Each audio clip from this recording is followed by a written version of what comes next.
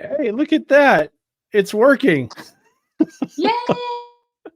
Hello, everybody. This is TSG Live Talking Trains. I'm Hi, here with, everyone. here with the super great guest co-host, Jennifer. Rail Graphics, Jennifer. You know Jen because she showed us her photographs last year on one of our shows. Thank you very much for agreeing to do this. I You're know welcome. Thanks for having me again. you're very welcome. I know people often get too busy for this kind of thing during the holidays, so it means a lot to me. So thank you so much. And today we're going to talk about train sets. And we have actually the guest co-host from last time, which was Tony Cook. And you know Tony because he's the editor of a bunch of White River Productions publications all about trains. So we'll bring him on and he can remind you all of the things that he does. And we'll get started. But in the meantime, before we do that, I do want to thank everybody for coming and watching and wish everybody the best holiday ever, whatever you celebrate. I think that will suffice. Is there anything else you'd like to say, Jen, before we get started in earnest with Tony? I am really excited to hear about what he wants to discuss tonight. I enjoyed when he co-hosted with you last time, so I think it'll be a fun show and a fun time with Tony. Yeah. And in case anybody didn't catch last month, we had a really great discussion where Tony was the co-host and we talked with three other podcasters all about podcasting, you know, what it is, how it fits in the hobby, the different approaches, and of course, how we can support each other and be positive. So it was a great conversation. If you missed it, I really encourage you to check it out on the replay. So anyway, with that said, let's bring Tony on, and here we go. Hey, Hello, good evening. How's everybody doing? I Hey, feel like Tony. I feel like we just left this party, Tony. It goes faster and faster, doesn't it? Yeah. And Christmas right around the corner. So yeah, I don't know where the time goes, but it does better than Amtrak most of the time. That it moves and stays ahead of schedule, it seems. Yeah. I have a theory about why time seems to go faster the longer you're around. And it's a relativity thing. It has to do with when you're 10 years old, a year is 10% of your life. But when you're 50, it's only 2% of your life. So, of course, a year seems like less, right? I've thought it took me a long time to come up with that. To figure that out, I had somebody 20 plus years ago when I was at Union Station in Kansas City, one of the educators for the Science City attraction. And I can't remember, again, we were talking like, oh my gosh, the holidays are here again already. And I remember her saying, and she was an older lady that volunteered.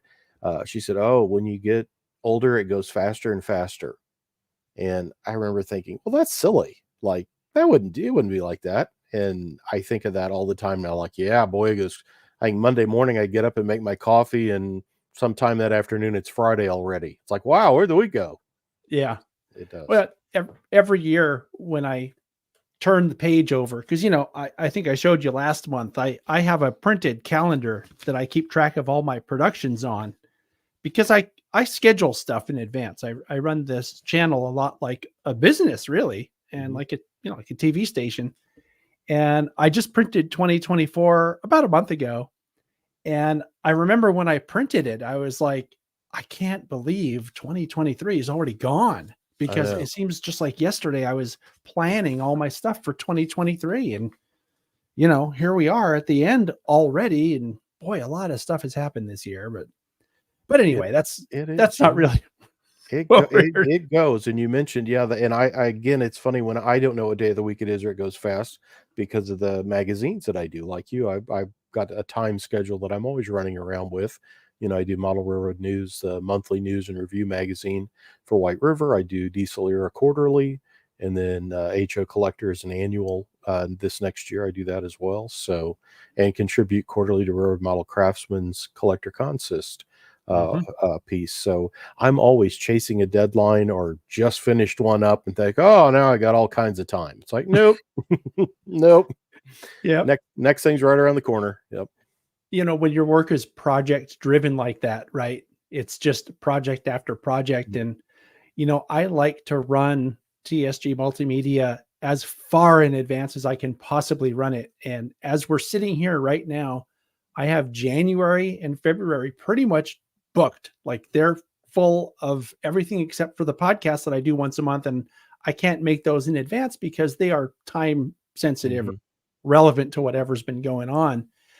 But, it's not going to be long when I'm going to be up against the wall again. I mean, oh, I don't have anything for next month. Yeah, So, it yeah. is. And you're always I always have that, like Diesel Era, I've got a handful of articles mapped out that'll be like 4-part series that'll run for the whole year. I'm working on March's model railroad news right now, and February's going to press this week. So it is always kind of a, yeah, where am I at and what month is it? It's like, well, I'm already on March and thinking about April, and I just sent February, but I think January just came out for readers. So yeah, Mhm. all over the place. Yep. So I have to ask, when you are dealing with your deadlines and all those months in the future, is it really hard to remember like your current week and date, like when you go to write stuff down at the store? I don't know if you write checks or anything, but I think that would make that just like normal day-to-day stuff a little tough. Like I say, the confusing thing is when someone says, "Hey, I just saw this," or "I just saw the latest issue of whatever." And again, like this week, I think January 24 has been arriving, and I've been getting emails. Oh, I like the cover. I saw this, and I have to stop and think about it because again, I'm laying out March, and I just sent February to press, so I have to like back up and think, okay, which one is it they're just seeing now would be January? It's like, oh yeah, yeah, that I remember that. That was good. Yeah. So You'll see at the end of this show, I always, well, not always, because I'm terrible at self promotion, but quite often. And that's one of the reasons why I have my calendar right here on my desk. I mean, it lives here, but I will refer to it so that I can tell everybody what's coming out on Saturday, the day after tomorrow, because I don't remember. I don't remember what's coming out. Apparently, it's going to be a how-to project, part 2 of a garden scale climax that we put a Blue Nami with battery, oh, nice. right? So that's, in case I forget later, that's what's coming out Saturday. I just started, I think sometime in November. I was always saying, "Hey, I wanted to do for my model train resource website unboxing videos," and not the whole, there's a lot of guys that do great review things, but just a quick, here it is, and here's what comes in the box, and here's the extra parts, that kind of thing. And I finally started doing those, and as probably you do on those things, some of them I do in groups. If I get a big, mail call with 3 or 4 different manufacturer samples, I might do a bunch of videos in a row, but I'll spread them out. So I have the same thing where suddenly I'm like, oh, look at that, I'm unboxing Broadway Limited's Jeep 35. It's like, oh yeah, I do remember that now, but yeah, there'll be a surprise when they pop up on YouTube, like, oh cool. Yeah. Yeah, I saw yours for this, which came The recently. This is 1500.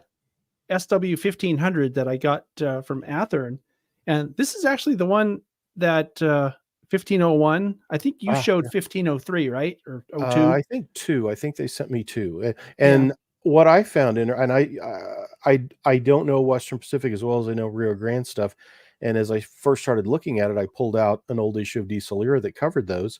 And Athern's run of 3, that is it. They Yeah, I only think bought that's 3. all. Yeah, that's all they Yeah. had. So, but yeah. This 1501 that I was just holding up it actually operates at the Western Pacific Railroad Museum in Oh, Portola, California. I've actually run that locomotive up there, and cool. there's an episode of Chasing Trains, which maybe when we're done with the show today, I'll add the link into the description in case anybody wants to see that. There was a link of Chasing Trains when we did that, and you can see everyone who was there almost everyone who was there operating 1501. It was a Oh, really great time. They have you can be the, drive the engine person if you pay, I don't remember, $150 or something like that. So we had a really oh, good time doing that. And that's so, really neat. yeah, so this Have you model is kind of special to me because I actually operated this in That prototype. is very cool. Yeah, that's very Yeah. cool. Is yours DCC sound? Have you ran the model yet? I have not. It's still Mm. sealed, and I have the SSW, cotton belt one also sitting over here, which I will be recording product spotlights for that are going to come out, I think either really late this month or early next month. So I'm really looking forward to opening these up and running them because they look like really nice models. And after seeing yours out of the box, I'm even more excited. So thanks for what you did. Appreciate it. There's ground lights on that model Oh, underneath the cab and above the rear axle are two little LEDs. And I knew that they had told me that, and then I couldn't see them. I looked at it. I contacted Jim Wiggin, and I feel like they're set kind of low, but I have a follow-up video I'm going to do where I show adjusting the CV to bring those up. That good. they work, they're on, but the factory setting is just a little bit on the low side, so you kind of have to maybe look twice to catch them. But Did it it's come on with nice the to look. power or was it a function key? Uh, and that's the other thing too. I had the question about like the F0 for the headlights. I thought maybe that would control it, and no, it looks like it just comes on with the power. And Oh, then, as I okay, say, there's a CV, but I've got a follow up where I'm going to hit those couple of things. So yeah, cool. Well, that'll be fun to see once I get that out. I kind of wasn't expecting that, but I mean, because it's not even a Genesis, this is a ready to roll. So they're adding stuff that yeah, I would expect in the higher end only. exactly. No, That's and pretty that's the cool. first time with sound. It's got that little cube speaker in there from soundtracks, and Cool. very nicely done. Can't wait to check it out. Jennifer's laughing because she's like, I thought we were going to talk about train sets. We are, and let me see here. All Let's. trains are good, so it's cool. It's cool. Oh, okay. I've got. Oh, well, see, now this is the kind of stuff that we're going to be talking about. Can I take a stab at this one, Tony? I mean, of course, Oh, go right ahead. you're Yeah. yeah, because you're going to be looking for something right now anyway. And I want to show you guys something because I, in the past, have been actually, I'm going to come clean here. I have a confession. I've been pretty critical of train sets in the past. And my thinking at the time was I'm trying to think of a nice way to say it. They're not as good as Athearn Genesis or scale trains or the higher end models.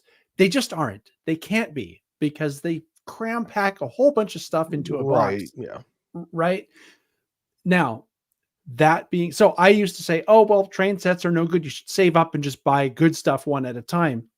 I was wrong, and I'll tell you why. I was thinking about this, and I'm thinking train sets work. Okay. You have all the track you need to make something that runs around, and you have the throttle that you can manipulate to make the train run around. And that's really what I'm after in a train set Right. because that's going to grab the Mhm. person who's checking it out. It's going to grab their interest. Now, can you buy a train set and go straight into ops? No, of course not, because train sets also usually don't have very good couplers, so they're not great at, backing up, and there's no turnouts generally in a train set. So it's perfect for trying something, seeing if you like it. And here's the best part. When you're done with your train set, you can use that, cheap stuff. I don't mean that in a bad way. I mean, compared to your exact rail or whatever, you can use that to practice your weathering on. So, it has a great entry. It has a great story to get people into the hobby. So I changed. I never really thought of it that way, but as a pragmatic person, a practical person, there it is. It's budget friendly. You get Mhm. enough stuff to really check things out. So I changed, just goes to show if you're open to different information or ways of thinking of things, there's growth possible if you're willing to change. Well, and in general, like just talking the HO sets, almost every HO set I can think of now that's on the market, Bachman, Walthers, Lionel, there's there's nothing about them that really has the shortcomings that people think of in older traditional train sets. You all have roadbed track systems, so the track stays together. You don't have the electrical connectivity issues that you did with the snap track sections. Couplers now, everybody has knuckle couplers that work pretty good. Most all have metal wheels. Some even have DCC. Bachmann has DCC and sound setup train sets. So that basic train set of the past that was like, well, it might make it to about December 26th is like, no, I mean, they're all much better. It's a much higher bar for the average, but Yeah. not was always the case though. But I have a slideshow thing where we will kind of go through and know it's more or less chronological, and I go take us back to about the beginning of plastic and when HO took off, so 1950s, and we'll roll through train sets again with kind of the focus on HO, but I do have some other scales mixed in there as well, and some interesting behind the scenes things that you might not have seen as well. Oh, cool. Well, let me know when you're ready and I'll bring that up. I want to say one more thing about train sets before we do that, though, which is the other thing I was thinking about when I was having this epiphany, if you want to call it that, is the train sets that you can get nowadays are made by reputable companies. So you're not, it's not going to be like, oh, well, will it work? Because even if you get something on the off chance that you get something that doesn't work, they stand by them. So, and it's not hard to reach out to a Bachman or, someone who makes these train sets and say, hey, I got something that's DOA or whatever. They'll make it right very quickly. So, there's that you have going for you as well. And so I think a train set is a pretty good low frustration, easy to stomach on the wallet. That is easy on the wallet, I should say, a solution to entering a hobby that, we are all converted, I'm sure, that knowing that this is a great hobby. So But anyway, I still like to buy train sets. Don't you get? I mean, when you see them sometimes, I'll see something announced and think, "Oh, that's really neat," and I have no need for the power pack or the track or whatever, but it'll be some cool something or another, or the box art, or I yep. don't know. I end up with a stack of train sets, and I see other collectors the same where they've got stack after stack of train sets. So I think Yeah. the little kid in us still reaches out and wants that train set sometimes, regardless of need or what are you gonna do with that? It's like, I don't know, but I gotta have it. It's for nostalgia, really, Yeah. I think. So I get it. I mean, I see pictures even of the old train sets that people are sharing, or maybe it's on eBay or something. Someone has one that's not open. You're like, what? How did you get that? Yeah. And I look at it and go, oh, I think that was in the J.C. Penney catalog in 1978. Yeah. That is neat. Yeah. So anyway, let's bring up this presentation you were mentioning. I have it here, and let's see oh, that looks just like you. There you go. That's mid-50s Revell, and I always thought Mhm. Revell had just fantastic artwork for all of the stuff they did. Revell was in HO scale trains from the mid-50s into the early 60s, and I think most anybody in the hobby knows the Revell name. They also had, like ships and space rockets and that kind of thing, that they were a plastic model kit company out of California and got into model trains, and we'll come back to them in a second. This is one of the first. One of Mantua's claims was first in HO, and that's late 1930s. And in the early 50s, as plastic models came along and they started converting a lot of their metal kits over to plastic, they introduced the Tyco name. And Tyco comes from the Mantua, the owners were the Tyler family. So the TY is Tyler and the CO is company. So Tyler Company is Tyco, is what Hmm. it stands for. And they started doing train sets under the Tyco name as fully assembled, and then Mantua continued to offer kits for many years. But as you see, the complete railroad in a box, which is something that you see promoted a lot in vintage and even train sets of more modern times. Again, that idea that it's everything you need. And this is early 50s, and at the time, HO is still very much being established. That it's a scale that you're still convincing buyers and introducing buyers to. This group, I think, is fun in that every locomotive is lettered Tyco. There's Hmm. no road names, and they did actually do that for a time.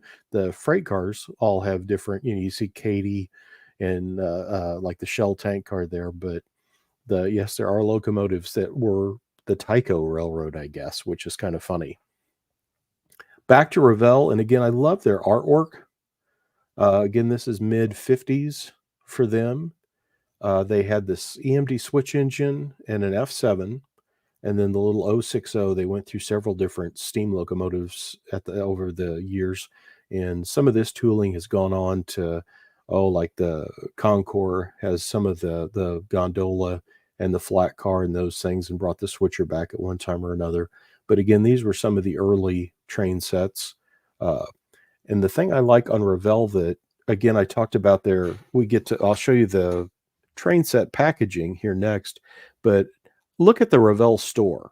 I would love to go into a Revell store and see all of that. Look at the pegboard wall and all the different displays. I mean, they really had it going for the look they were trying to come up with. And as I say here, HO was still in its infancy, twice the fun in half the space. And that's comparing to O. It was during the mid 50s that HO moved ahead of O scale and S scale, like American Flyer, that HO became the dominant scale in the hobby. And that I've got a couple of these Revell train sets. Really? In Vintage, huh? in the box, but I've never seen the suitcase package. Isn't that neat? Look how it opens up and it's all decorated. I don't know if they exist, but what a cool, I'd love to see that. I bet someone out there has one. I'm sure they do. And yeah, these are just the typical cardboard box, with the stuff laying in it. But this suitcase thing, I thought was a really, really wild thing when I first caught it in one of the catalogs. And in all the years, have never seen it. Athearn, as everyone knows and loves from the blue box era, sold train sets for several years. Late 1950s is this is like late 50s, early 60s. That's the 61, 62 catalog cover. And there's the infamous Atlas or Athearn 462 Pacific steam locomotive there at the bottom. I just did these recently I think it might have been in the December. If it wasn't in December, it was the quarter before Railroad Model Craftsman. I covered the Athearn steam locomotives of the early 60s, and there were 3 of them that they did. And we had lots of emails. I was surprised at many people who, I remember those, or, I always wanted one of those. But there it is in a train set. And Athearn got involved at the time with Lionel, that when Lionel moved into HO in the late 1950s, they had partnered with Ruva Rossi and had trouble getting product in time for the launch, and they also went with Athearn on several things. So some of the famous Athearn cars, like the Autoloader, the flat car with the boat load, as you see there in that Milwaukee Road set, and the little rectifier electric that fit on the Jeep 9 frame, were pieces that were done with Lionel in mind and sold there, and then came over to the Athearn line later in the 60s.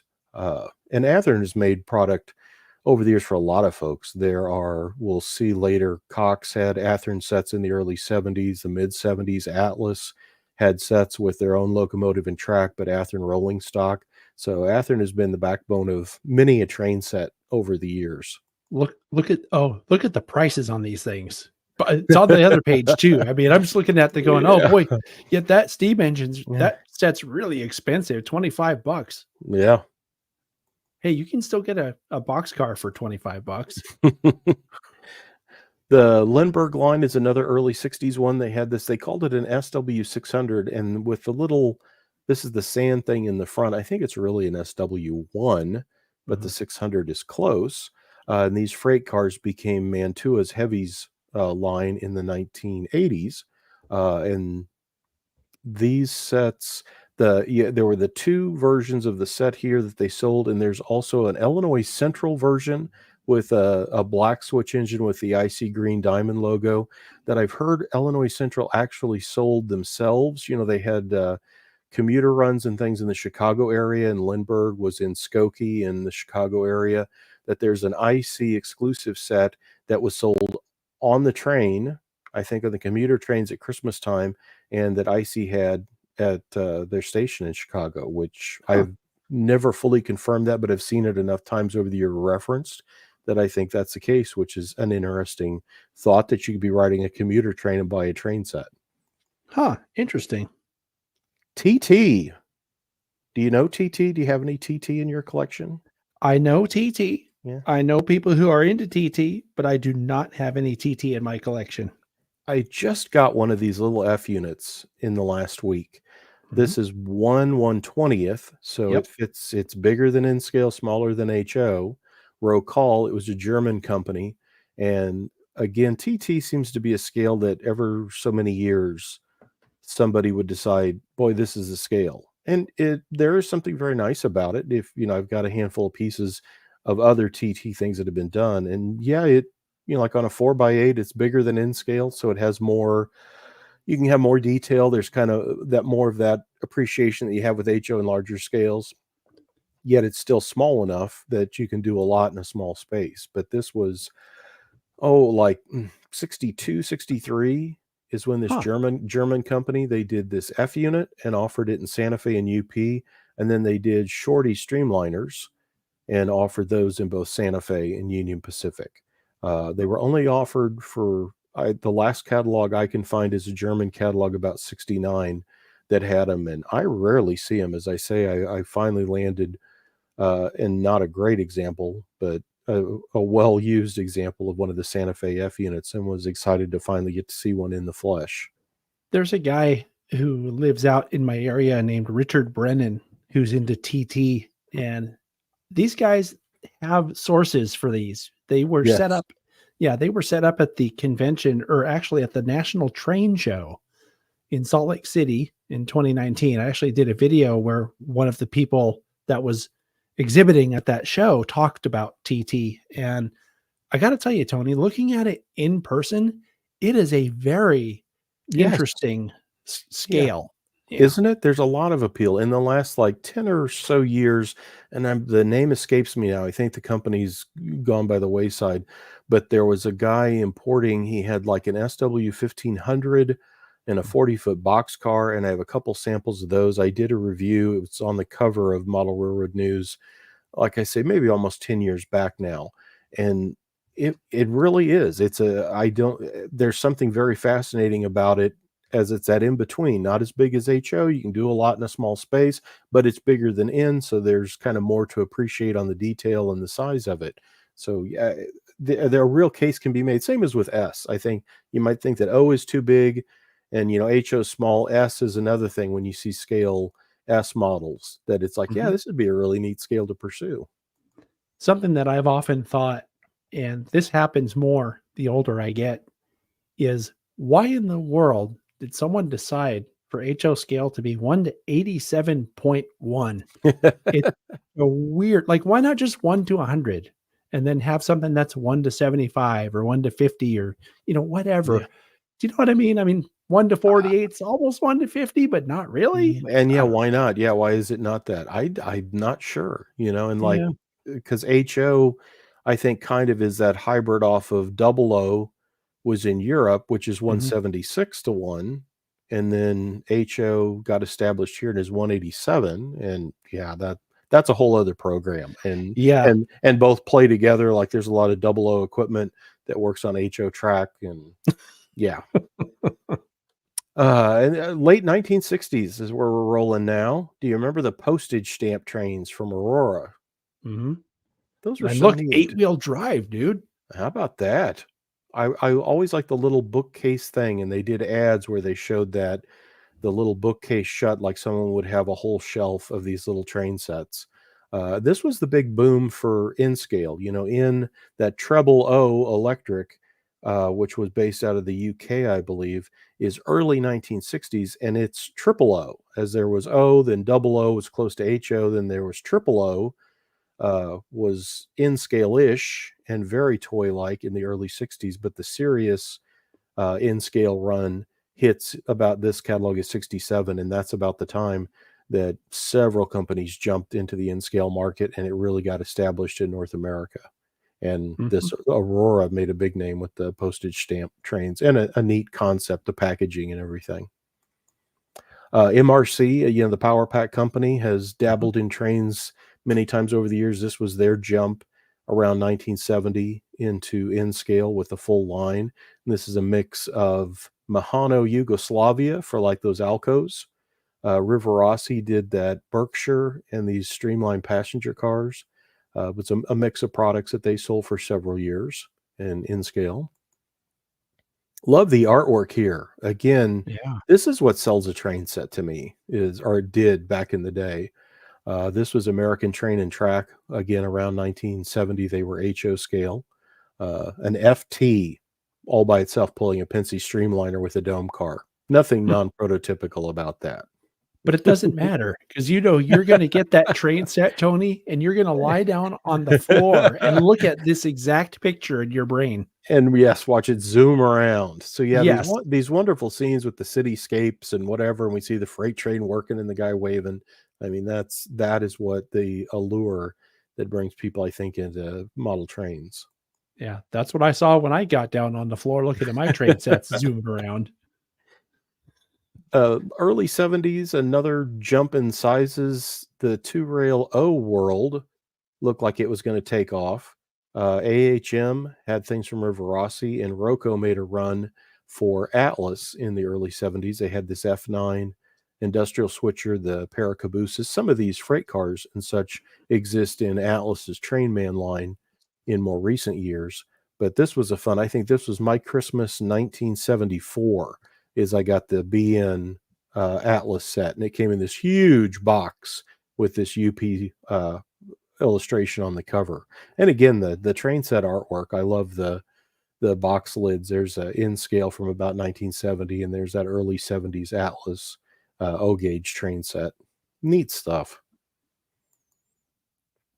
Bachmann and in scale 1970. These are things this is one I've been asked about several times on, did they really make that? And yes, they did. That UA aircraft. In fact, I have a turbo set from Bachmann in scale, and they did the Metroliner as well. They ended up doing the Metroliner in HO, but the little turbo, the UA turbo, was an in scale only, but it's kind of an odd piece to see now. And this is the beginnings of the Bachmann line that we know today, that Plasticville, which is celebrating, I think it's 75th, are the special run kits that they're doing right now, 75 years of Plasticville USA kits. And this was Bachmann expanding into a full line with HO scale and in scale model trains where they had, everything, locomotives, track, in addition to before then, from like the mid 50s up to about 1970, it was just Plasticville kits. Right. The prices are still very manageable too. Indeed. Now, this is a set I would love to have. Look at that set across the bottom. This again is early 70s. How about a Rivarossi big boy with 1, 2, 3, 4, 5, 6, 7, 8, 9, 10 freight cars and a caboose? Wow. That's a big set. Yeah. I've seen these a few times, and that top lid, see where it says the world's finest trains, is kind of a black leather like, case looking, and that's an embossed thing on the top. It's a really cool box. And even the U25 set that they show pictured there with the Burlington U25C and all that equipment, what a fun set. And their name for those were Thunderline train sets. But boy, a big boy, I don't think you can get a larger locomotive in a starter train set, which is almost seems to be an oxymoron. Here we go again with Athearn making product for somebody else. This was Cox for Christmas of 71. And almost all of this is stock Athearn product. There were a couple of things in the line that were exclusive to the Cox line. They did like a Penn Central F7 that you couldn't get outside of, or you wasn't part of the Athearn line. They had a drive mechanism rather than a rubber band drive for the little Hustler switch engine. And that Burlington Jeep 35 set, about the fourth one down from the left, that N&W piggyback on the flat car, was the flat car and the trailer were both stock Athearn items, but the bed casting with the hitch for the piggyback was a cut down from the like 85-foot Athearn tooling for their long TOFC flat car that they made for Cox, a special one that fit on the 50-foot flat car, so that you could have that for a train set. But these were fun sets, and again, super quality at the time, that most train sets of this era were pretty weak. So Athearn Blue Box being the standard that it was, these were awesome sets to have the level of quality you got from Athearn. Yeah. Then Cox in the mid-70s, this is the Dallas Model Railroad Industry Association trade show of, I think, 74, and they introduced a line of Hong Kong-made train sets. And I always liked the artwork on these boxes. It was so cool. These are worth owning just to have the box lids. And look at the nice set with an actual spur and the little loading dock, and you got a tractor trailer truck for the piggyback. Huh. That's a neat set. Do you know what they did wrong though? Look at it. It's a facing point spur. You can't get that train in there. Well, I see things like this. Yeah. Well, I guess you could run it around and push it in from the run it back. around, maybe, Yeah. yeah. Operations would be a bit of a challenge, but at least Well, they were thinking and gave you something more than just running around and around and around. yeah. I like also that they have those little telephone poles. How cool is that? Yeah, and quite a few sets from a number of companies added, whether it be figures like Revell back in the 50s gave you little figures for the engineers and things. So that every once in a while gets added in. This is from my own collection. I got that at Mizell. I think I got that at Mizell Hobbies in Denver many years ago. And that's the Cox military set. And again, this was their mid-70s stuff. I always thought their line was so interesting in that they called them trainscapes.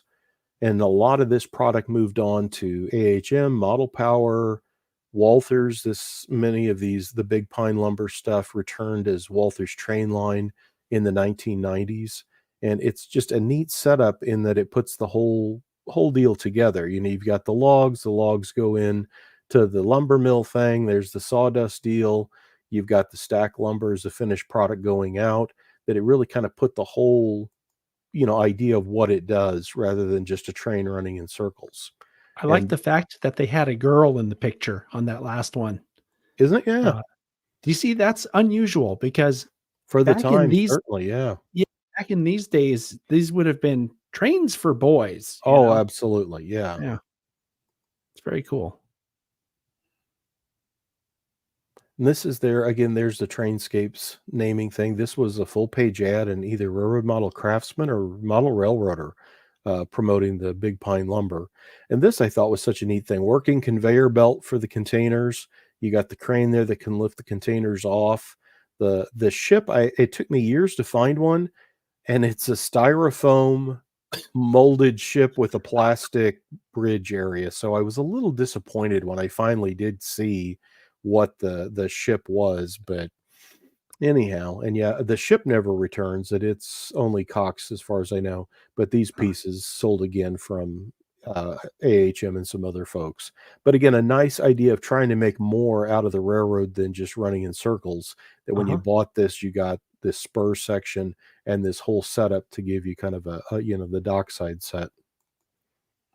I can't believe it, but 50 years ago for Lionel's second run at HO, that's hard to believe. That the first run of Lionel was like 57 to 66, and then they're back in 74 with this group. And again, we talked about the telephone poles. This chassis set came with a bridge and a bridge signal, a spur with a little bumper track, crossing gates. I mean, there's a whole bunch of fun stuff there.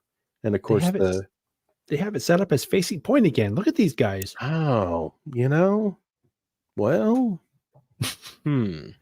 I see these things. There's something wrong with me.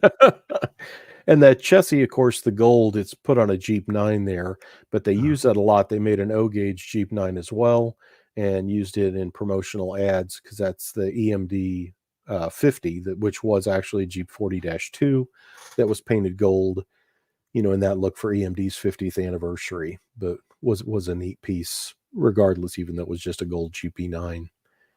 The bicentennial stuff, this is, I probably get an email like this ever so often. That was where my train set and my train world started, was the 1970s bicentennial explosion. And this was Lionel's entry into the line doing the American Freedom Train. And these are both early mock-ups. You'll notice that paint scheme is more like what was put on the that first Freedom train before they had the GS4 working, the one that worked out east. Mhm. I forget what it is now. I don't know why I've gone blank. It was a Reading or something steam locomotive. I'm sure someone watching will know that. I don't know why I'm not thinking, but I think this paint scheme is closer to that one. And this is always a fun thing too about catalog collecting, that looking at the train sets is a lot of fun, but you get a lot of these odd, like, oh, that's not how the model really looks. And you can tell these are mock-ups too for the passenger cars. So Mhm. those are always fun things. That's right. I saw someone posted what a T1. I think that's what it was. I think Broadway Limited has done a really nice version of that model in HO scale. Mhm. These sets I thought were really cool. They came with an iron-on. How 70s is that? This Keep On Huh. Tracking, N&W, Southern, and UP. You got an iron-on sheet for your T-shirt. You got one of the railroad maps, and these were the same maps like the railroads distributed, and this little die-cast truck, and the different train sets, or each of these railroads with the same basic train set setup. This Huh. was 77 at the end of Lionel's HO run for the 1970s. But I thought that was the Great American Railroad sets. Look at Was all a those neat. accessories on the Yeah. that's cool. And The the map, truck, I bet those yeah, trucks are collectible too, huh? it's a really odd piece. I have an N&W one, and it's a very toyish die cast. It is not plastic. It very much looks like a Tonka type, little toy or matchbox truck. But yeah, it was an odd piece for sure to be in an HO set like that. Okay. I like the map option, in that, a lot of kids would get a train set, but do you know the places that railroad went if you're a little kid? And I always thought that was neat, that the kids holding an N&W map, and Oh. you actually get a feel for what the real railroad was and where it went. The catalog train set, this is one that throws more people. I will get emails with people asking me, I have this set, but I don't see it listed anywhere in any Bachman catalog or Lionel catalog or whatever. The department stores for many years, when I say that, we're talking Sears, J.C. Penney's, Montgomery Ward, there was like Easton's in Canada. Those train sets would be packaged for those stores. Like this one, it's Sears is calling it the biggest HO train set we've ever sold. And Mhm. how about that setup with a double loop, the spur? You've got two action accessories, the uh, thing that pushes the culvert pipe sections off with the little building, and then the other one is a dumper for the log car. And that's a really awesome set. And again, as I say, you get odd things. That Santa Fe Alco 630 is a mock-up. That's not the Tyco model. This is a Tyco made train set. And this is 1973. And I think it's brass. If you look at that front pilot, that big curved train line hose looks like Alco models. I think it's probably a brass piece that's been kind of monkeyed with, painted, and other things to get it to look like something for this ad. And became a real conundrum for him, though. This appeared in the 73 Christmas sets, and Tyco didn't have the model ready. They didn't get it in Ooh. stores in time. Oh, I see someone says the turnout's in the right direction. Do you I, concur with that, I John? noticed that right away. There. Do- Hey, do you know what I also noticed? It comes What's with that grade crossing. I remember the grade Oh, crossing. yes. Yeah. Yeah. They didn't have this Alco ready in time, and they went and had a River Rossi type drive with the U25C trucks cloned and made, and then it didn't fit well with the shell because it wasn't really designed for it.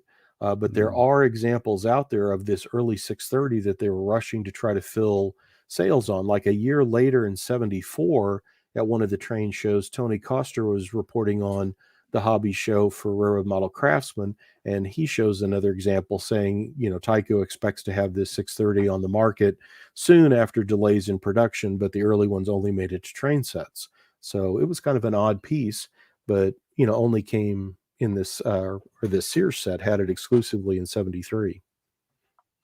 Very Did you cool. know who was first of the catalog people when I mentioned like Montgomery Ward, Sears, and J.C. Penney's? I would expect back then for Sears to be first because I think they were kind of the biggest gorilla on the block, but I don't know that. They were the biggest by this time, but I didn't know this. But in doing some research, sometime after the Civil War is the start of Montgomery wards, like in the Oh, 1870s. They're first, and they're based in Chicago. They didn't sell in Chicago. They only sold to rural areas. It was strictly a mail order thing huh. to let people in smaller towns have an ability to buy things. And they are the reason that Sears exists. The guy that was Sears worked at a train depot, and a set of pocket watches were delivered by accident from Ward's. And when they contacted to say there's no one to take these, Ward's made the Sears guy a deal saying, well, will you keep this box full of pocket watches if I make you a good deal on it? And he started selling the pocket watches, and there's Sears. That's the beginning of Sears. So Wow, who knew? if not for Ward's, you might not have Sears. And it Huh. was a train thing. But how interesting is that? I love this. This is Boy's Life magazine, early 70s. Fold here if you want your dad to buy you a train set. Fold here if you want your dad to buy a slot car. How's that for? Let's get the message rolling here, folks. That's great. Yeah, start pestering your parents now, kids. I love the whole, I've tore it out of the magazine. I folded it in half. I want the train set. That's a great ad. That's like 72 or 3. I wonder from how many Tyco. kids thought of just handing it unfolded. There you go. I mean, Tyco really should have been thinking, or leave it unfolded and see how much, you can get out of your folks, I guess might have been the other thing. But yeah, wow. Yeah, And go then for all. and then Hey, why not? the Norman Rockwell looking Tyco ad here of the little kids seeing, looks like dad and grandpa are setting up a train set with an Alco 430 for Christmas morning. How awesome is that? And you do see it says America's largest manufacturer of electric trains. And Mhm. yes, in the 1970s and beyond, Tyco was without a doubt made more than anybody. This set is, I don't have one of these, the Road and Rail, and there's several versions of it Uh-huh. that were made over, and a lot of other companies made these combination slot car train sets. But boy, this is one that when I've had it in different magazines or have mentioned it, it's always, oh wow, I always wanted that set. Mhm. And that is an awesome combination. This is Tyco 77 with the Road and Rail with the Rock Island Alco there. Yep. This was in one of the catalogs. Oh, And you're here we talking. go. I still have it. Here we I- go. This is 78. This is the first year for the Tyco Silver Streak, which I think that's kind of what spurred this show on as we were talking about something. And you mentioned that set. And I know on the one Facebook fans page for TSG that this got mentioned by several people. And it was huge that Mhm. the Chattanooga was a giant seller for Tyco, and the Silver Streak was too. And it came with that piggyback loader and the little fold up freight station there in the background, all with night glow stickers so it can glow in the dark Mhm. for whatever need you would have for that. But apparently you did. And yep, there it is. It only runs from, I think it's in catalogs like 78 to maybe 80. There's only 2 or 3 years, but boy, they made a ton of them. And Yeah. it was a huge set. I One have of mine. Sorry, Tony. I have mine sitting on the desk in front of me right now. I still oh, have all of those rolling stock. I still have it, even really? the pipes. Wow, I'm impressed. Yeah.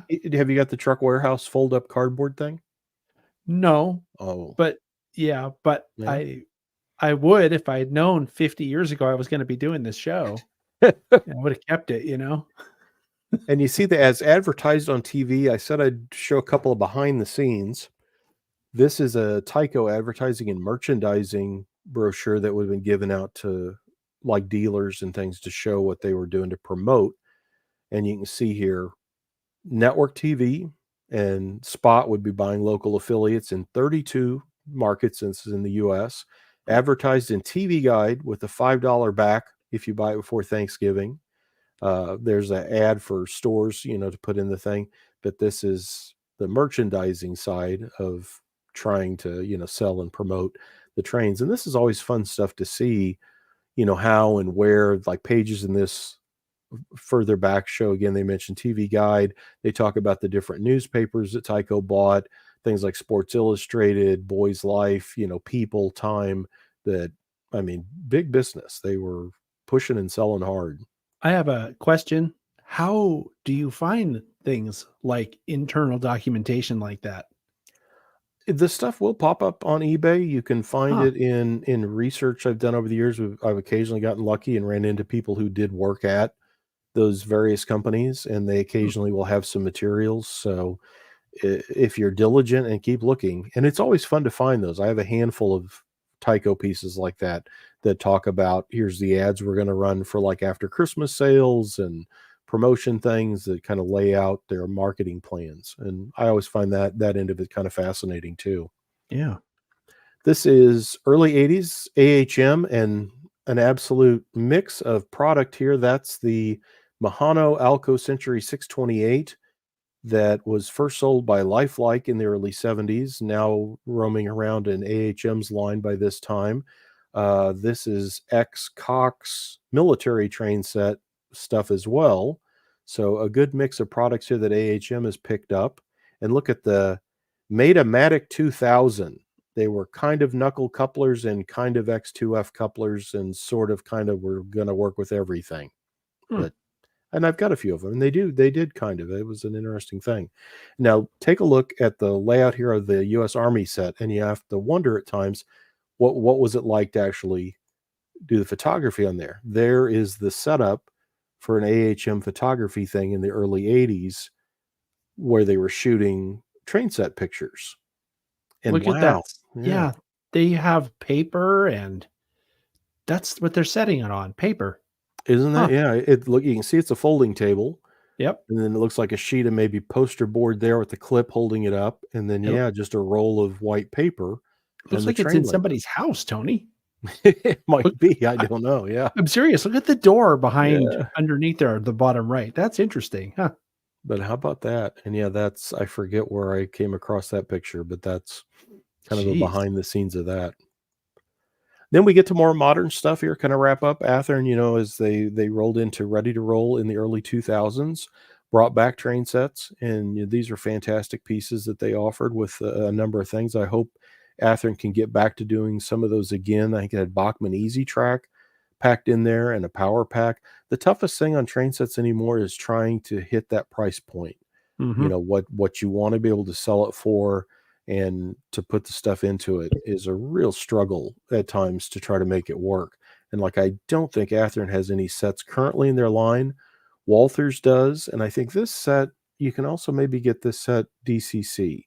And Hmm. it's a nice thing with their power lock track. There's their Jeep 15 that was introduced in the 90s and a couple nice freight cars that these are available now in HO and they're really good sets. And of course, Bachmann is the king of train sets really today. The Acela set, I mean, that's fantastic with the Easy Track. It's their base DCC setup. And then, of course, they also offer in scale versions of those sets as well. And some of these, I think, like I don't know that you have the Menards stores out in California, but we have the Menards discount. They're kind of like Home Depot or Lowe's, but they have a little bit more regular like pet stuff. They even have some food products like a Hmm. grocery store, but the Menards chain does a lot of train sets and they have special Bachmann. They've got a Jeep 40 set and an F unit set and like their HOF unit sets like maybe $135 for Huh. basically what you see in that N scale there. They have an HO version in their line this year. And it's neat stuff. But Mm-hmm. there you Oh, have it. There you wow. have it. Well, that's cool. I was mentioning that I have these here. It's not in very good shape. I mean, it doesn't even have couplers on it anymore.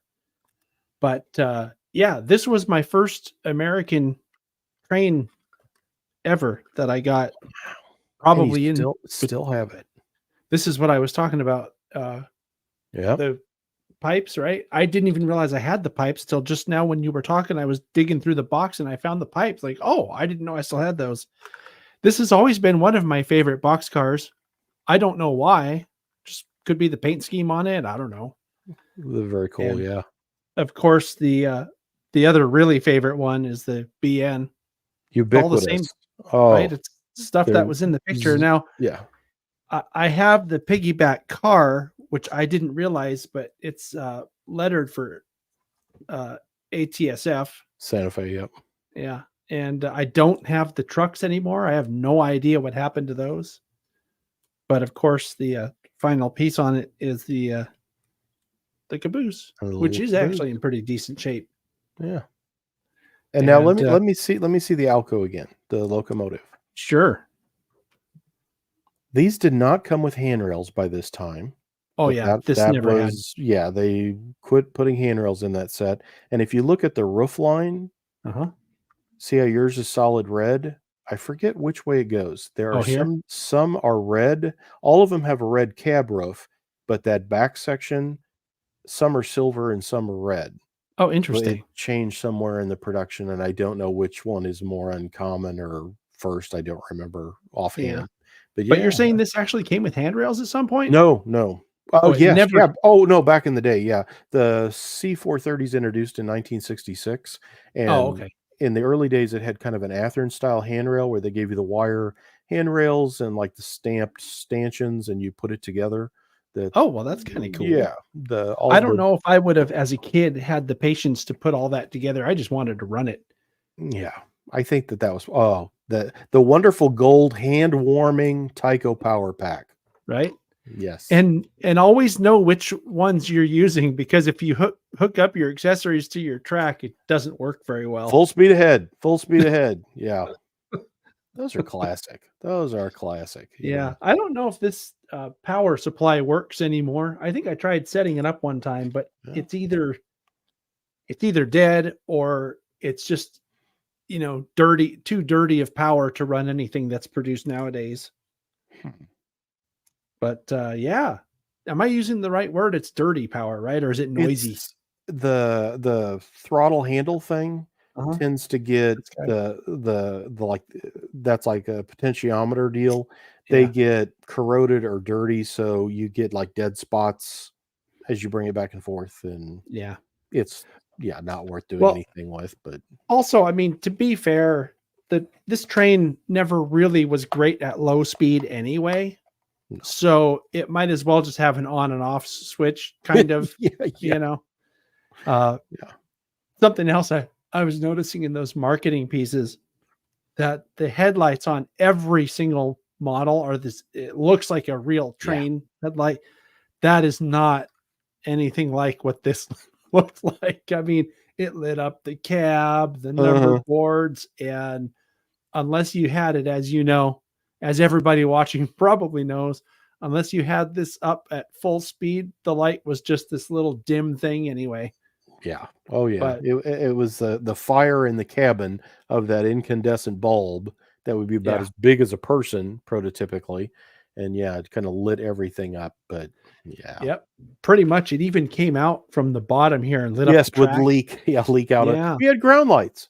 yeah, exactly. There you It was go. How about that? Yeah. very high detail for the time, Oh well, But I still have it. I mean, I never threw this thing away. I that's don't awesome. really know why, but I'm glad I still have it, because I don't know, like I was saying before, nostalgia's sake, I look at it now and think about the quality that we're accustomed to, even in the Oh, yeah. trains nowadays. And boy, it's what we have now is much better. Absolutely. Yeah, So absolutely. we've come a long way. It has. I mean, it really, really has. Yeah. In the last 25, 30 years, those train sets all really solidified as far as the quality of what you get.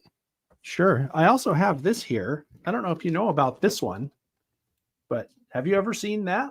I have seen that set before. Is It's this still for sale? Do you know? Like, it's not it's not a current. No, it would oh, be, I would guess that's about 25, 30 years back.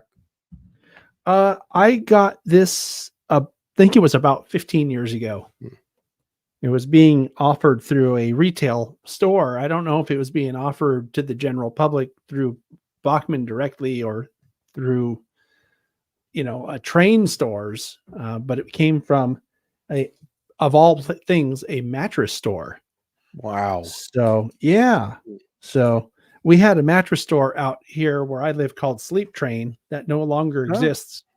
Right. And they used to have trains up going around the ceiling, and they would give away train sets from time to time for people who bought their mattress there. So You know, if you that- bought a good firm king size mattress, it would be a good layout area, I would think. You could put it's track pretty, out and yeah, big square, but yeah, it's all good. But very yeah, cool. the cool thing about these, and I was kind of alluding to this in the early part of the show, is it's complete. So you get it for under the tree. You can set it up and run it that night. So, but yeah, I sent a list of all the train sets that people were asking about in the comments section. And I'm going to try to find that and bring it up on our screen here, because I thought that maybe you could tell people about what they remember if I can find it. Did you got that too, didn't you? It sounds familiar, but I don't. I think I had something that mentioned the Silver Streak set. Oh yeah. That was one of the first ones that came Yeah. up. I think I mentioned it Mine actually. was in my email with the link, is Oh, where I okay. saw that Oh, list where you'd sent it out. So Cool. Tony, I really learned a lot from watching your slides. Like I had no idea so many different little things, the whole catalog thing, the prices of stuff. This is what just I can't get over that part. When you look at how cheap they were now, like that buys you like a coupler. I don't know. It's really cool. I really like how well prepared that was and all what you added. So thank you for that. And in the comments on YouTube, a lot of people are either having a great trip down memory lane or they're like me learning about it. It's, and we look at those prices, and I always see that. We're like, oh man, look at that. And the prices today. You have to remember, too, though, at the time, gas was probably 25 cents a gallon, and you could go to McDonald's and get a hamburger, fries, and shake for like 50 cents. So, Hmm. yeah, it's not just, an Athearn set for $25 that, oh, you could go crazy, on stuff a lot cheaper then. Markland does have everything included sets from Z through Markland distributes LGB as well here in North America, so G scale. The thing with Markland that you have to remember is it might be the AC with the pickup line down the center of the rails. So it might, although it's HO, it might not be HO that can run with, say, Athearn, Bachman, those kind of things. But yeah, Markland has sets as well. Markland stuff is pretty good too. Mm-hmm. I actually have a friend who's very much into that, and we did a layout tour video of a Markland set that's in this giant wooden case, and it folds up, Cool. and then they snap it all together around, and it's like this giant wooden box that Wow. every so often they would open it up, for Christmas or whatever, and run their trains for a couple of months. And it still works. It's been in the family since I think the 50s, Wow. something like that. So, 80 years later, the thing still works. It's amazing. And that's for a lot of people. And this time of year, I see that where someone's getting the train out again. I saw someone with, Bachman did the How the Grinch Stole Christmas. They had a train set for that for the Universal movie with Jim Carrey. That there Mhm. was a tie-in for that whenever that came out, and that's probably been 20 some years ago. And they were setting the train up and had a question about couplers or something they were trying to, repair or fix. But a lot of times, yeah, the train set is just like the Christmas tree. It gets packed away and comes out once a year and is part of people's holidays. So, Right? Exactly. So I have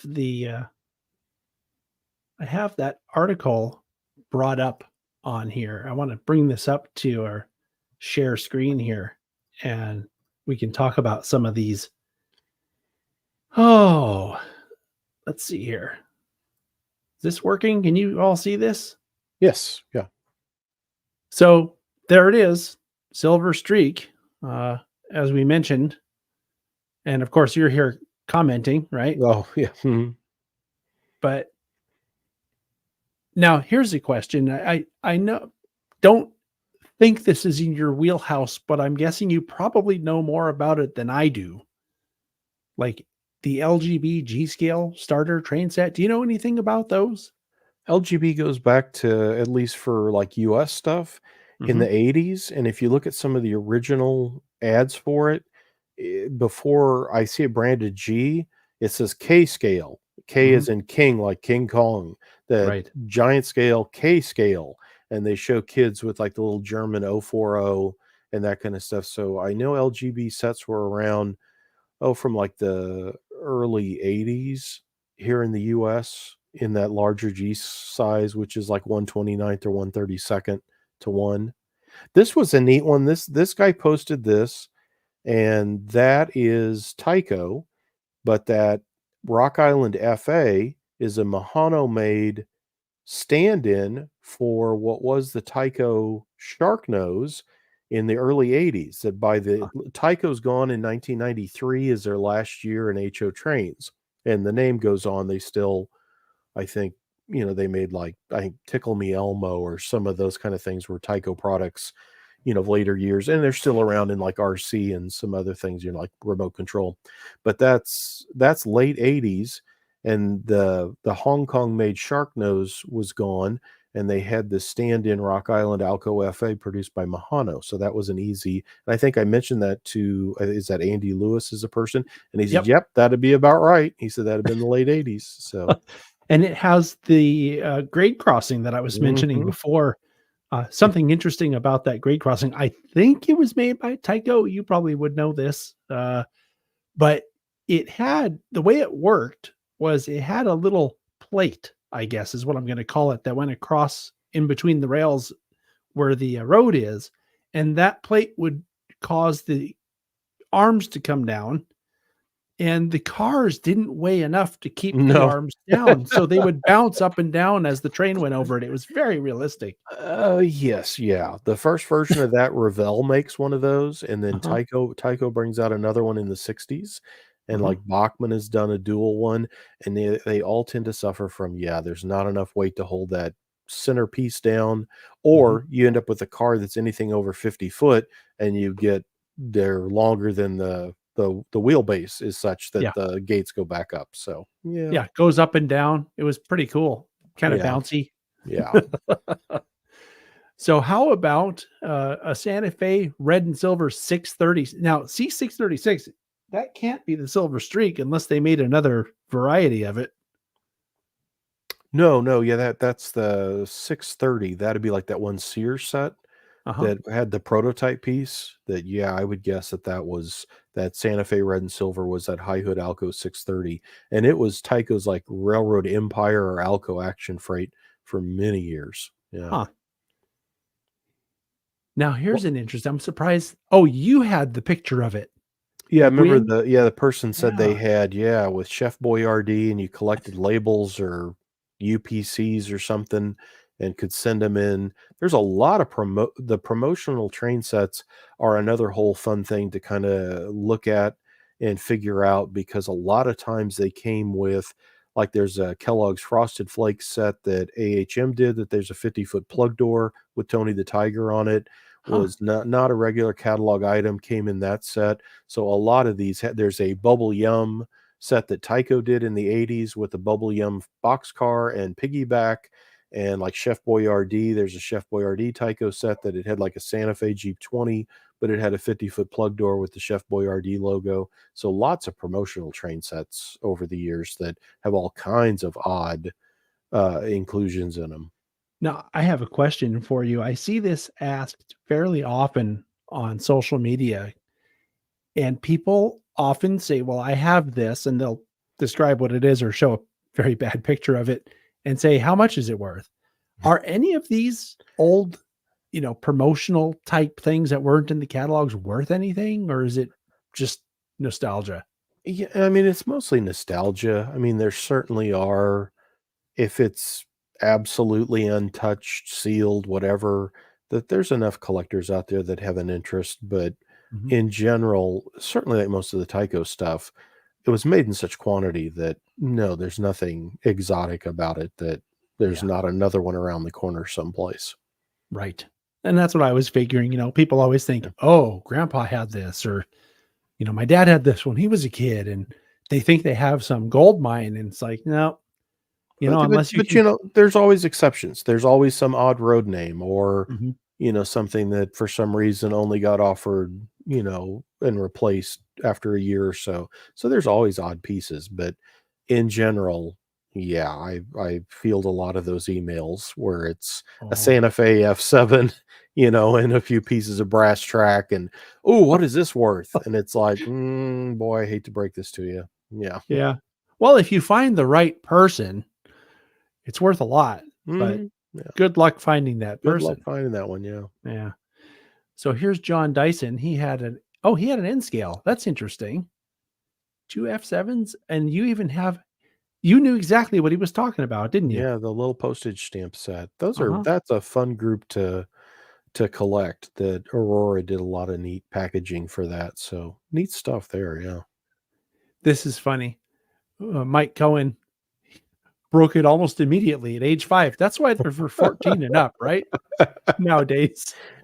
Yeah, well, my first train set was a Tyco F unit set, and it was 1968. I was 2 years old.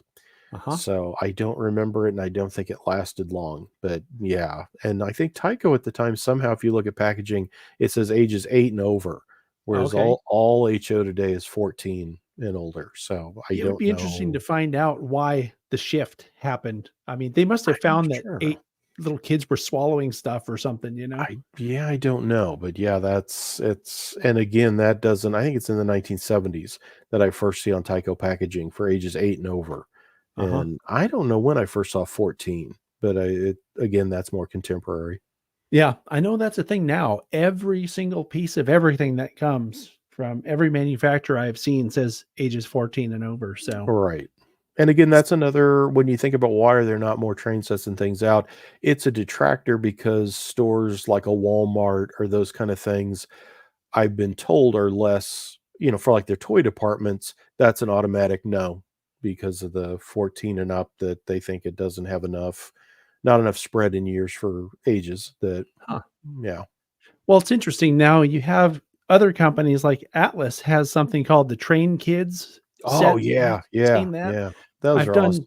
Yeah, I've done product spotlights on those for the past, I don't know, couple of years. I think they first put that thing out about 3 or 4 years ago, I and then believe so, yeah, yeah.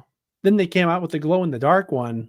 I think it was last year, and And they did glow in the dark track too for it, and yeah, it's fun because it's the track is plastic, as you know, mhm, and it's a battery-powered train, and again, yep, yeah, it's set up for little bitty kids. I think it's like ages 3 and up or something. yeah, 3 to 5 Although or 3 to 8, I enjoyed playing with it too when I tested y it, so y it does work for someone pushing 60 as well. Uh, but those sets are really neat that they run on HO track, so right, conceivably, if you bought it for a little kid and you had a railroad and it's battery powered, they could actually run it, on a big real railroad too, which is kind of a yeah. fun option. The really cool thing I thought about the, Train Kids sets is that they have a remote that has a horn and a light and an announcement Yeah. for when the train stops, "Everybody get off the train," or whatever Yeah. they say, "All aboard," or whatever, and I thought, and a bell. I thought, that is a really cool way to get kids interested in DCC because it's kind Mhm. of like a little DCC thing. It's not DCC per Yeah. se, specifically, but it's that same type of thing where you have a wireless remote that has lights and sounds. And it just, to me, it was intriguing and probably a great entry. And I think those sets were only like $100 or Oh, something. that set is incredible. I mean, yeah, $100 and it's got a little Acela looking like train set. Mhm. It's got a loop of track. There's more track. Atlas has sent me the things before to review where they do turnouts and you could build a whole, floor of that plastic HO track. But no, it's a really neat set. And that the little controller is an awesome piece. That's like the Lion Chief with the little Mhm. handheld where it's got the bell and the announcements and the horn and the Lion Chief system also works on smartphones. So any smart device, you can set up a throttle there too. So that's an awesome, Huh. accessibility thing. I'm not sure I knew that. That's pretty cool. Yeah. And Here's that a works for question. both O and HO. All the Lion Chief stuff will work both. Very cool. Here's one for you. John Dilly had a Tyco Santa Fe red and silver in '67. What about that? What do you think that could have been? It could have been the F unit or the Jeep 20 would have been out too, although the Jeep 20 was still in blue for Santa Fe until the mid 70s. Mhm. So if it's red and silver, it would either been their F9 or the C430. What it says, I was 8 and it worked for a couple of weeks and quit working and then went back to JCPenney's for exchange. They only had slot car sets, so that's what he got. Yeah, that again, as great as Tyco brought a lot of people into the hobby, it shuffled him right back out of the hobby too. So, good and bad. And sadly, John's story is, oh, I've heard that before. Yeah. Yeah. Well, one of the things that I've always said about getting people into the hobby in the first place, and actually it goes back to when I was ranting against train sets, was a great way to get someone out of the hobby is to have it be no fun. And the least fun thing I can think of is getting something home and it doesn't work. Yeah. There's an example of that. Sadly. Yeah. So Was now, state of the art then. Yeah. sure. And the difference though now, and I feel really comfortable saying this, is that they've come a long way. And I haven't run this Bachmann, this thing that I was showing you a minute ago. I haven't run this in a few years now, but I'm pretty confident that if I break this out and set it up, it'll work.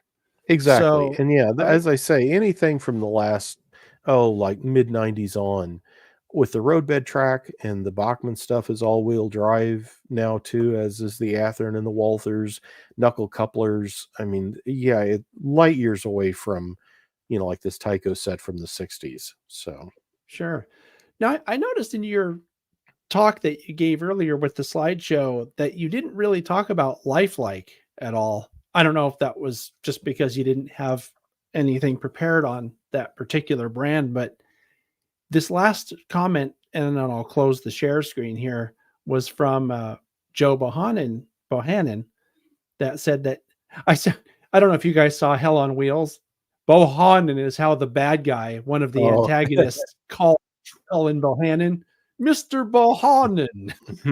no, So I've I not had seen a it. channeling this. They called him what was he called? The Swede, I think, Hmm, or something like that. I don't know if you guys saw that I haven't series. seen that, no. Oh, I binged watched it last summer and it was actually pretty good. Anyway, uh, Joe Bohannon said that he got this lifelike back around 86. And I remember seeing lifelike products at, train sets back then. And I actually around, I think 2000 or 2003, early 2000s, got a lifelike train set that was some steam engine and it was terrible. And I don't know if they were always like that, but it had two speeds, full speed and stop. And Yeah. it wouldn't do anything else. And I remember taking it to the hobby store because we actually had hobby stores back then. And I got this black box back here, which is a Bachmann Spectrum. I can't roll back there and pull it over, but it's a Bachmann Spectrum that had a -8 and a little train set, like 4 or 5 cars in it. And that actually ran pretty well. So I learned that Bachmann Spectrum at the time was way better than Lifelike. And I know that their Spectrum is their, high end stuff Mhm. nowadays. So I wouldn't have a hard time if someone were to ask, and I've seen it asked a few times in our comments here today on the chat, like a recommendation for a starter set. I think that I could pretty confidently recommend a Bachmann train set for a little kid that wants to see, if they like, Mhm. model trains or not. I would agree, and Bachmann has the whole line of HO, and I think they also have N for Mhm. Thomas, and Thomas is huge. There's a Mhm. whole line of HO for those. But yeah, any of the, like I say, Bachmann, the Walthers train line sets, all those with the roadbed track or and the locomotives are really nice as well. But I as I say, I don't know of any train sets HO on the market now that would be comparable to that older style of, "Oh, yeah, I'd avoid that." Virtually anything out there now that's current is a nice, good setup and will work. Yeah. I think the other thing people need to be aware of or think about is you have to have realistic expectations also. And what I mean by that is don't expect it to run forever, especially if they run it like I ran mine. Just I ran those things till the wheels fell off. Well, they not literally because you can see the wheels were still on that silver streak, but I mean, I put it in the dirt. I set it up outside. I mean, it took so much abuse. I mean, it's no wonder it doesn't work anymore. I know why, but you have to also, people have to realize that these are not the old Lionels that are completely bulletproof. I mean, you could run that thing underwater and it would still work if it dried out, Yeah. So, And most of the young engineers I always see, it's how fast will it go? That's the first thing. So, yeah, quite a few going around a curve and flying off, onto the floor. That is tough on anybody's equipment. yeah. Wow. Well, I want to I don't have the brain power to go through all the comments and see if there were any more questions, but I do want to open this up in case anybody had a question about anything. Uh, Otherwise, if I have a they, little question. oh, So going through and seeing people's posts and their old train sets, pictures, stuff like that, it seemed like so many people when they're kids, they have so much fun. I mean, we all know train set quality is not like what you're gonna get when you buy a $500 diesel engine these days, or whatever your cost is. But like that joy and that excitement, it just seems like different than the joy people as they get older have for these trains. Where do you think in someone's modeling lifespan career that joy and excitement is changing to make hmm, them more of the like rivet counter has to be super prototypical versus like, hey, this is still really cool. Listen to all these cool sounds because of the DCC and all that jazz. Hmm. that's an interesting question, That isn't is it? a good that is a good I mean, and it is almost like, yeah, I think as you grow up and get more into those things that becomes more of interest is how accurate is it, all the electronics end of it. I know for a lot of younger model railroaders today, that whole electronics end is the thing they started with. They always had DCC, and that for them that's part of the fun and part of what interests them. My assistant editor at Model Railroad News is in his mid-20s, and he has the whole setup with is it the Loke Sound or whoever's programmer, and he'll have it on his computer where he's got the locomotive on a test track, and he says, okay, I'm going to put this file onto this and write it, and then I'm going to change this, and it just boggles my mind. So it's like you're really playing with the computer here. The locomotive just happens to be sitting there on a test track, but he can sit for hours messing with. I'm going to get this so it fades out, and it's like, wow, yeah, very cool. But it's a whole different thing. Someone is asking a question here. That's Yeah. interesting because I don't know who the first one was to come up with that prefab track with the roadbed. Do you know offhand? The contemporary round of all of that is Bachmann's Easy Track, and Okay. it's early 1990s, like 91, 92, is their plastic roadbed that the roadbed itself clamps together, and they offered steel and nickel silver rail with the regular rail joiners. That's the first modern one, and then Lifelike brought out Power Lock, Atlas has their own version, MTH had a version, um Kato has its own version. Auto Yeah. Unitrack. I mean, yeah, there's so many now, but and that's one of the things that made train sets so good. But the thing is that was around. You can go back to the 50s that Marx and some of the European Mm, companies had where they'd make a rubber section with the track, and so the idea was there, and why it never took hold or never got improved more back in those early days of HO is kind of a disadvantage for that run of Bachmann, Lifelike, and all those folks that sadly roadbed track, yeah, it was there, but never took hold until, again, as I say, yeah, Bachmann, I think Bachmann's first with Easy, and that was not its name at first. I'm trying to think what it was.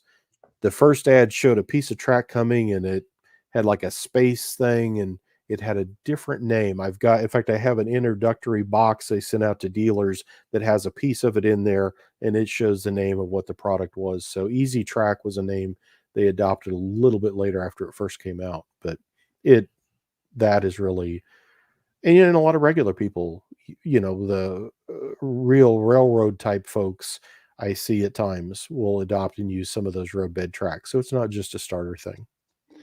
It's interesting. You mentioned about I think you said Marks. I can tell you that the Markland set I told you about, the layout tour I did, that had it. And it was made out of, it's not even plastic, it's something else. It's almost like a rock or metal or something. Yes, yeah, yeah. It's an odd like cast piece. It's Yeah. not It's plastic. not Yeah. it's not rock, but it's not But plastic. yeah, it has that feel, and Yeah. yeah, and I think they have to for those because they've got the. Well, I guess you could put it on the ties, but they've got the shoe Center. for the center for the AC thing. But yeah, Yes. again, they always had kind of a roadbed track, and there was True Scale, the wooden track, and it was sold that way, and it was sold more upscale. That it was not a starter thing, but the True Scale Sure. line with that wood base and the kind of gray spray painted ballast thing was a standard piece that again didn't quite take off. Or why didn't someone adopt that for a ready to run set? I don't know. I remember when I saw that Markland set from 80 years ago thinking, holy crap, someone made this kind of prefab track back then. Yeah. And I thought I thought that the people making it now were smart. They're just copying what was done almost 100 years ago, which is kind of impressive when you think about it. That's Yeah. well, it's German engineering or whatever Mhm. we can chalk it up to. And it's odd that like Marx had the one and it was like a black rubber piece that the section track just kind of fit in. And most that I see today, the rubber, it's dried out or it's warped, that it's not survived well. I don't know how well it worked when it was new at the time, but Marx was always very low end, out of the big names like Lionel, American Flyer, Marx, a big scale, they were always the lowest quality, lowest price. So it's odd Hmm. that they offered that in HO, but there was a roadbed-ish track they did attempt for a while.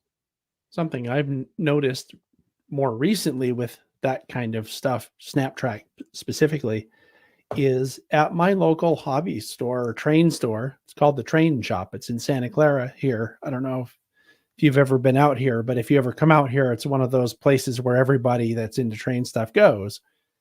They have Kato, Unitrack, and Bachmann Easy Track, and they cost almost exactly the same. But my experience has been that the Kato track seems to work better. And I don't know exactly why. Maybe it's a made in Japan thing. I don't know. But it fits better together and the trains always run better on it for me. I But it know. costs the same. I Yeah, thought it they was kind all of they all strange. are pretty much the same. I think the like Lifelike, which is Walther's now Power Lock, and Bachman's are Code 100, and Cato's Code 83. Oh, Um, so it's a slightly different rail height. Yeah, I don't know. I've played with several of them. I actually have Pico. Pico America makes a roadbed track system, and that's what I have on my test layout right now for Model Railroad News. So there's all kinds of them. Once you start looking, it's surprising. yeah. There's a question someone's asking about the prices of these things. And, y- you know, you kind of alluded to this before, which is look at the price of gas. 25 cents versus $5. What is that? I mean, I think it's scaled up, pardon the pun. Yeah.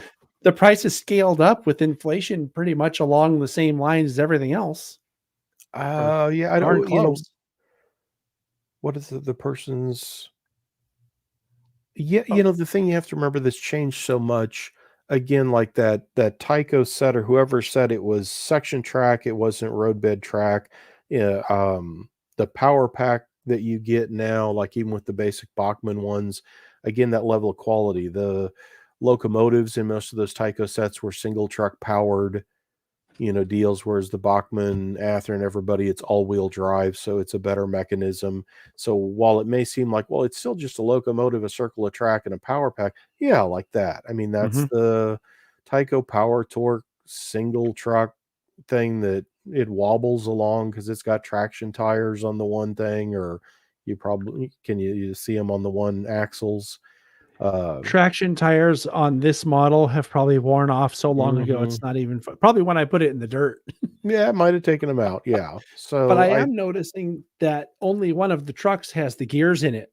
So you have the yeah. electric pickup here, but you have gears only in this one. So yeah. Right, it picks up electric, the, like, front and back truck, one picks one side, one picks the other, but yeah, Yeah. I mean, again, the comparison on what that is, no handrails, uh, the bad drive mechanism, plastic wheels, that yeah, there's no locomotives like that. So again, I think even though it seems like it's the same components, they're of a higher level of quality. Yeah. So thus it's gonna cost yeah, it's gonna cost more. I think that's a fair answer too, because not only is the quality higher, but of course everything costs more too. So of course it'll cost more now. Uh, I think this is a little bit exaggerated in the question. I don't know that train sets go for $250 now. I haven't seen one that expensive since I mean, before. there are, I mean, there certainly are, but a basic, like I say, that I just saw that the Menards set has a Chicago Northwestern decorated F unit this year, Mhm. and it's an F unit, 2 cars caboose. I think it's a circle or oval of Bachmann Easy Track Power Pack. It's made by Bachmann for Menards, and it was $135. So, Right? and I know like Train World and other places I've seen train sets again for that 150 mark. So if you want a real basic, it's a circle, a track, and a locomotive, and a couple of cars. It can still be had for around 100 something. Are they still including cabooses in those? They do, yes. Yeah. The caboose, although it went by the wayside in the 80s, has not in train sets that it's Yeah. mostly survives. I guess that kind of goes to their expected audience, right? What Mm. market are they going for? They want the people that know what a caboose is, right? Because I think a lot of kids these days would be like, "What kind of a freight car is that?" Is that? Yeah, Yeah. I've seen a few train sets that omit it, and but yeah, in general, no, there's always a caboose, or it seems Yeah. like it. Cool. Oh, now what's this? Oh, see, that's kind of a trick question, isn't it? I mean, as I say, the roadbed tracks, I do see some people incorporate that. If you buy some of the DCC, like I think Walthers does DCC sound for like that Jeep 15, and Bachmann offers DCC sound, those could get played with or moved to a regular, real layout and operated. So, I also happen to know that there are people who build really legitimate layouts using the prefab track. mhm, They ballast over the plastic, and it looks pretty good actually. So yeah, it would I suppose you could take your prefab track out of your train set and incorporate that into a larger setting. I don't know that something like this would be good enough to use as a so-called real train set. I mean, layout, because I'm not sure that the quality of the locomotive is really good enough. I think if you replace the wheels on the cars with metal wheels, they already have some kind of a knuckle coupler, but you could mhm, put Katie's in there or something. And I don't know. I can't tell because it's closed right now, but I think that they're body mount couplers. So I yeah, guess there's some potential that you could take something like what I have here and sort of transition it as you go, mhm, right? Into a larger scale, yeah. layout or something like that. That's an interesting question, actually. I But think it's like any hobby you get into, though. If you suddenly wanted, like you become a cooking person and you want to do a lot of cooking, Julia Child style or something, I think you suddenly realize there's other equipment and other pieces and things that you want, need, use. Where it's like, can't you just do that with a skillet? It's like, well, you could, but this is a, crepe pan, and I have to use it to make what again. So, and the train world's the same way. Like, won't that work on that track? Well, it would, but I would never run that on this fantastic layout because it should be this or that. So, I think almost anything, same as people that get into home theater. Well, I have a TV and I have a DVD player. And then no, no, no, no. I've got a subwoofer and this whole, Dolby setup sound, and I've got a high def Blu-ray player, and you know, Yeah, ultra 4K TV or Right. So yeah, I think you can look at it like that. A train set is your typical, here's a 32-inch flat screen with a plain DVD player, and here's a full wall size projection system with a Blu-ray disc player and all the sound system. It's like, well, both will play a movie. Like, yeah, I could watch Guardians of the Galaxy on either, but if you really get into it, you want that big wall size home theater setup. sure. Makes a lot of sense to me. Well, sir, I don't have any more questions. And I thank you because this was even more interesting than I mean, I expected it to be. And don't get me wrong, I expected it to be interesting, but it was even more interesting than I thought it would be because I did not know. I mean, it was like a history of train sets, almost abbreviated, but still, I thought that was really cool. Thank you so much for I think it's always sharing. fun to dig through old stuff like that. Yeah. Yeah. And I'm looking forward, Tony, to maybe sometime next year getting the guys back together and doing another one of our podcast shows. We'll talk about that sometime in the near future as I get my calendar filled filled out. For 2024, which seems a long way away, but it's not. What is it? A week now? Week and a Yeah, half? about. Yeah, Yeah, about. just days. Yeah. I do want to mention one more thing before we go. Every year when I do this show in December, I will have Sparky, our friend Sparky 107 107. That's Dave from Canada on because every year he does a Christmas live stream where he comes on and broadcasts live or streams live for usually several hours. And he does this because there are a lot of people who this time of year suffer with depression, and it's not a very festive time for a lot of people. And I know it's a very personal thing for Dave because he lost a family member during the holidays and he wants to be there for people that need someone. So I want to mention this to everybody watching that if you're home on Christmas and you have your internet connection going, you can go to Sparky 107 107. He's going to come on live at 1 p.m. Eastern. This is the plan. And we'll be on for a while. Usually gives away a lot of stuff. He does a big giveaway, which I need to talk to him. Dave, if you're watching yet, he was on his way home from work and was stuck in traffic. Otherwise, he would be here to talk about this. But I want to make sure to donate some videos again this year. So, and I just wanted to mention that because I think it's, I don't know, almost a public service really that someone's doing for people that could really use it. That's And awesome. That is awesome. it really touches me when I see people doing stuff that like that. And Dave's just one of these guys. He's a very thoughtful guy. And it's just, I like it. And that's why I always give him a chance to plug it here on the channel. So anyway, again, thank you, Tony. Really appreciate it. Thank you, Jennifer. I really appreciate you coming on to co-host again. It was fun. I learned so much from both of you. I always learn a lot when I watch or am on here somehow. Is there anything going on in Jennifer's world that you want to plug? Any photography stuff or shows you're going to be at that we can talk about before we go? Eventually, I will be posting on my Facebook on some stores that might be selling some of my photos around. So, Excellent.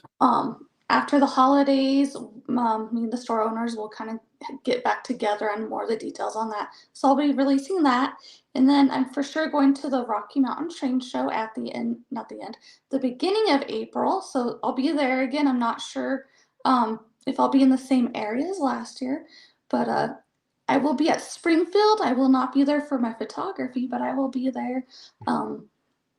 Representing the Colorado Model Railroad Museum and Cool. the Rocky Mountain Train Show and just having fun. And it's the first time going there. I'm very excited. Oh, wow. Can't wait. Amherst. Oh, that's an amazing show. Yeah. Are you going to that one, Tony? No, I am not this year, but Oh. it's that's a fantastic. Plan on doing lots of walking, Jennifer. There's like 4 or 5 buildings, and sometimes I can't remember, did I come into this one before or where am I at? But yeah, Yeah, I'm easy like to spend money. I need to find some really good shoes for that. I'm gonna have a backpack and a couple layers of clothes on every day because I hear it gets really cold outside. It can, yes, that's the other thing, yeah, but that's an awesome show. Very cool. I'm excited. Can't wait. Sounds like a lot of fun. That's one of those shows that I'd really like to get to someday. It's so far though, from California. That's It is, but yeah, that's it's an a awesome show. pretty expensive plane ticket. Mine were actually I got round trip under $300 from Denver. Oh, wow, that's not bad. Wow. Well, coming out of the Bay Area, you could probably add another 100 or 200 to that, probably. Anyway, all right. Well, hey everybody. Thanks for watching. I want to thank our moderators for keeping the live chat in check. That's always a good idea. And I once again do want to wish everybody a really happy holiday, whatever you celebrate. I know that we have viewers that celebrate all the different holidays, so it's just try to be as inclusive as possible and just try to hit everybody all at once with a happy holidays. And we'll see everybody in 2020. I can't believe I'm saying this in 2024. Wow. Mm-hmm. All right. I'll see everybody then. Thanks, you guys. Bye everyone. Thanks for watching.